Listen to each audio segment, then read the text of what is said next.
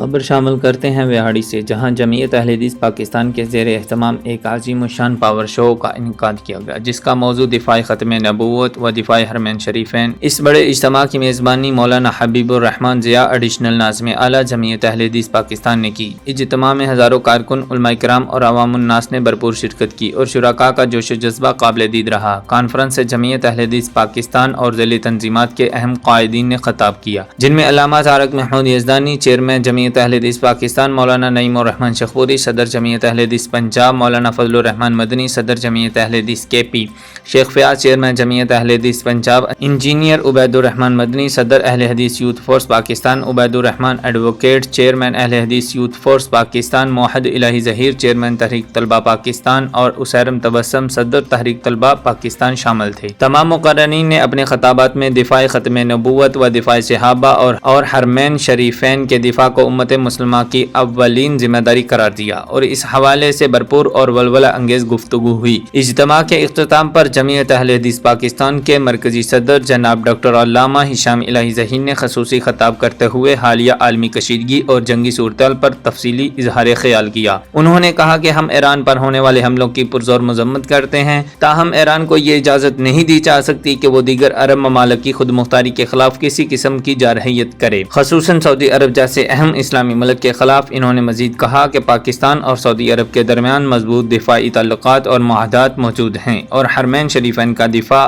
پوری امت مسلمہ کی مشترکہ ذمہ داری ہے۔ ان کا کہنا تھا کہ پاکستان اور سعودی عرب کا رشتہ محض سفارتی نہیں بلکہ عقیدے، ایمان اور بھائی چارے پر مبنی ہے، جس کی حفاظت ہر صورت یقینی بنائی جائے گی۔ اجتماع کے دوران شرکاء نے عقیدہ ختم نبوت و دفاع صحابہ، دفاع حرمین شریفین کے حق میں بھرپور نعرے لگائے اور اپنی قیادت کے ساتھ مکمل اظہار یکجہتی کیا۔ یہ عظیم الشان اجتماع پرامن طور پر اختتام پذیر ہوا، جبکہ منتظمین نے اسے ایک تاریخی اجتماع قرار دیا۔